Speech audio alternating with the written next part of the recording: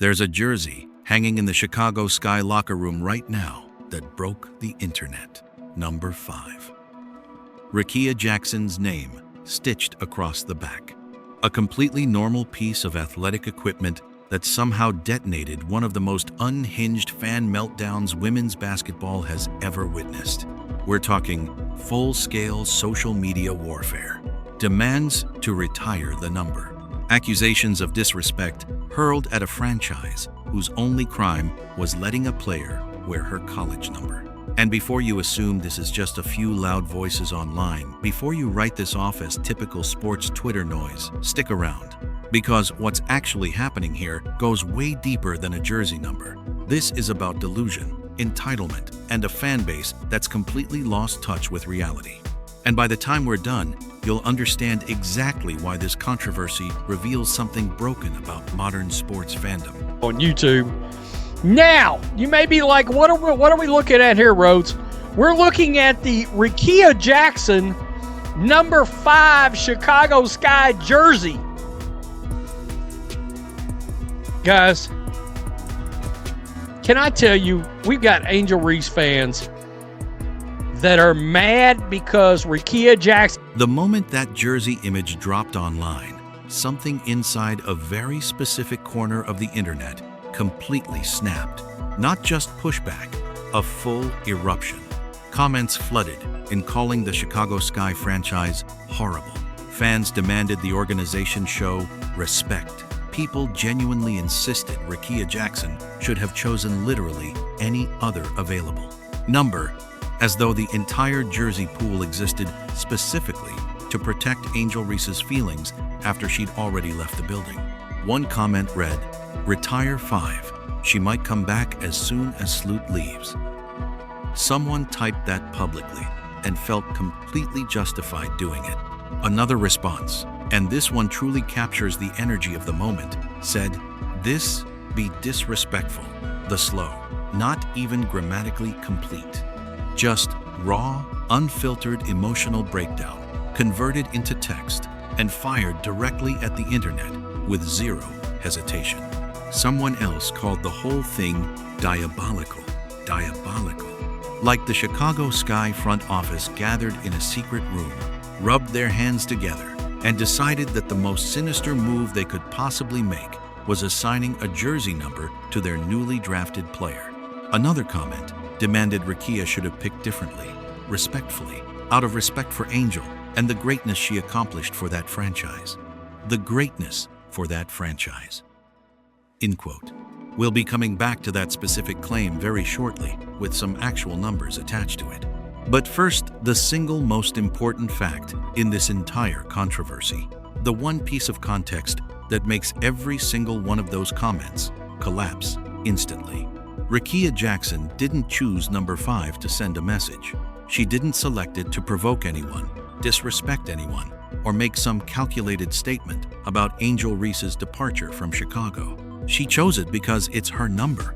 It has been her number since she was a kid. She wore it through her entire college career at Michigan State. 4 years of building her identity, developing her game, and becoming the player the Sky drafted, all while wearing that exact jersey. When she arrived in Chicago and found out number 5 was available, there was no dramatic decision, no controversy to manufacture, no hidden agenda. She just put on her number. The number that belonged to her years before Angel Reese ever suited up for the Sky. Think about how completely that reframes everything the outrage machine was screaming about. These fans were demanding that a player abandon her lifelong number out of deference to someone who wore it for 2 incomplete seasons and then demanded a trade out of town. That's the actual ask.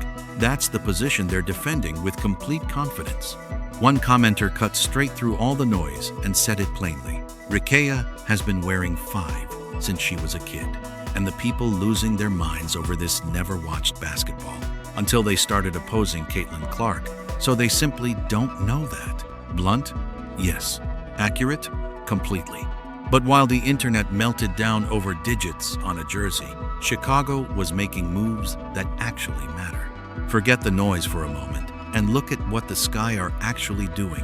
because it's genuinely worth paying attention to. They drafted J.C. Sheldon. Then, Rickea Hamby agreed to a 1-year deal. And if that name triggers something in your memory, it should, because Rickea Hamby is the same player who became notorious for that eye poke incident.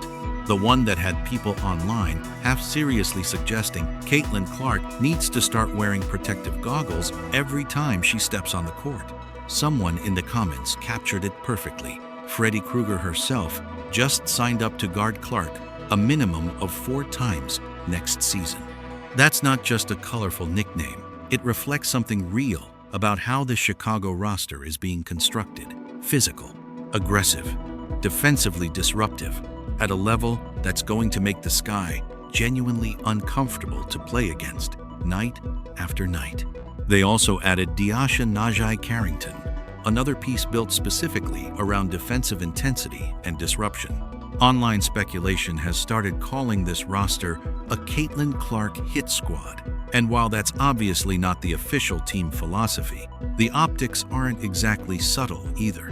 One commenter put it simply, that Sky versus Fever matchup just became spicier than it ever was when Angel was there. And honestly, they're not wrong. Chicago might be legitimately more dangerous now than at any point during the Reese era.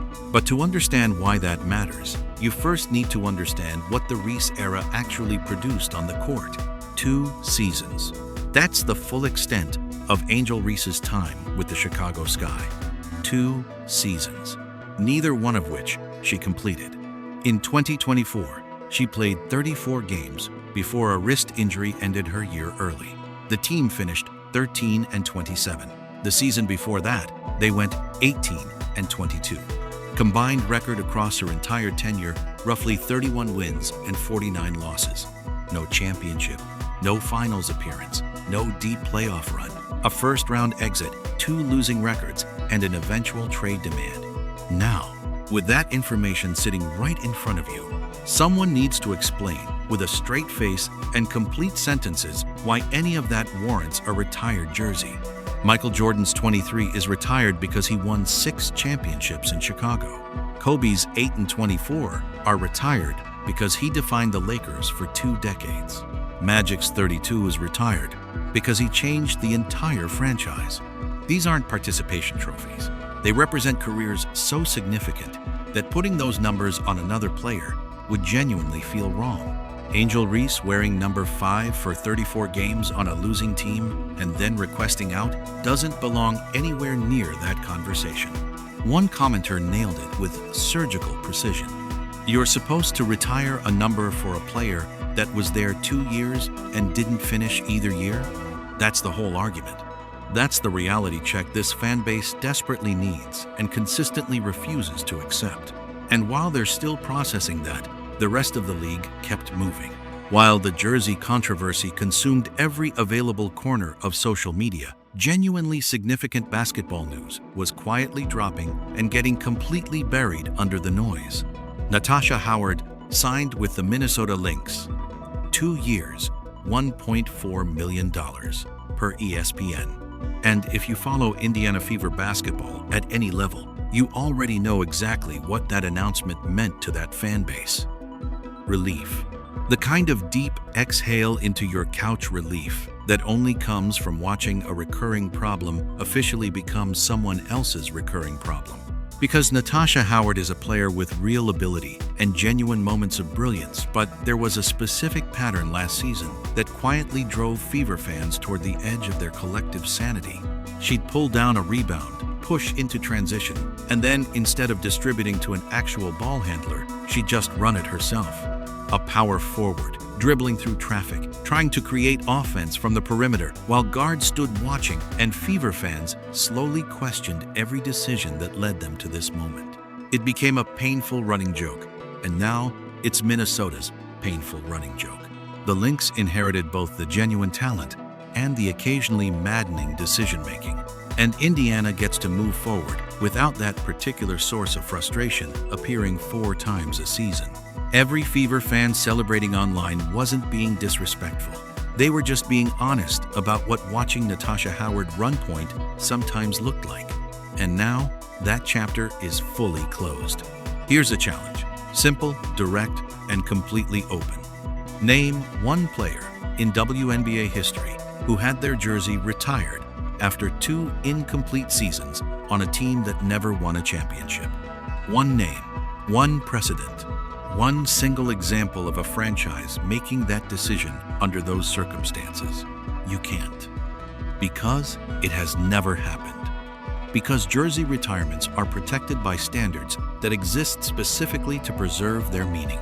The moment organizations start retiring numbers for social media presence and 2 losing seasons, the entire honor becomes worthless. And ironically, the fans demanding this for Angel Reese are the ones who would destroy what they're claiming to defend. Chicago did honor Reese appropriately. They held a send-off ceremony.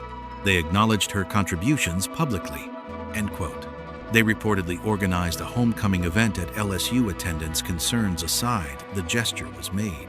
That is the proportionate response to 2 incomplete seasons, not a permanent number freeze. A thank you, a ceremony, and a forward-looking roster.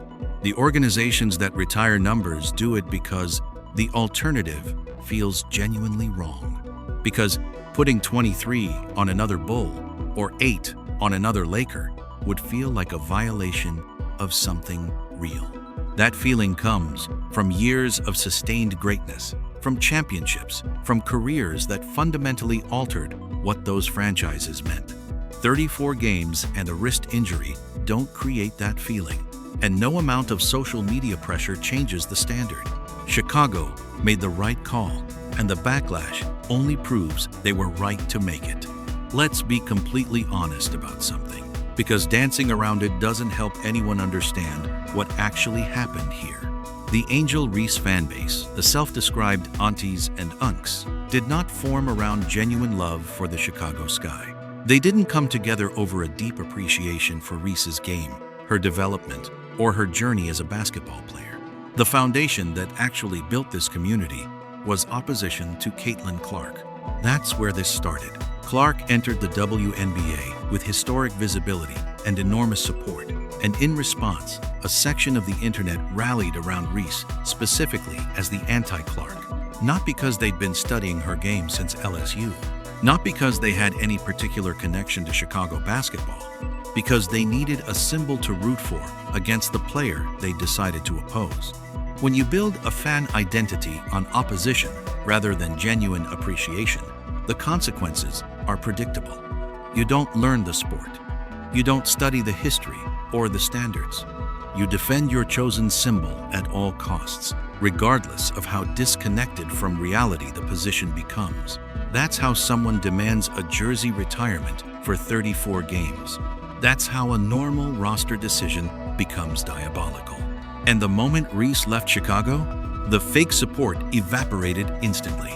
The same people claiming to care about the franchise turned on it completely, called it horrible. That's not fandom. That's parasocial attachment. And when the attachment moves on, the entire constructed identity falls apart with it. Here's what this jersey controversy actually tells us when you strip everything else away. A significant portion of WNBA social media discourse is being driven by people who don't understand the sport, don't respect its history, and don't actually care about the franchises they claim to support. The aunties and unks weren't built on basketball knowledge. They were built on opposition, and opposition alone cannot sustain a fan base once the symbol moves on. Rickea Jackson is going to wear number 5 next season. She's going to play basketball in it. And she's probably going to make most people forget this controversy ever happened by simply being good at her job. Meanwhile, the fans still demanding a retirement will keep watching not because they love the sport, but because they can't look away. Angel Reese might still build a legendary career somewhere, but it won't be in Chicago. And number 5 already belongs to someone else. Stay locked with my channel, Simply Explained, for further WNBA updates.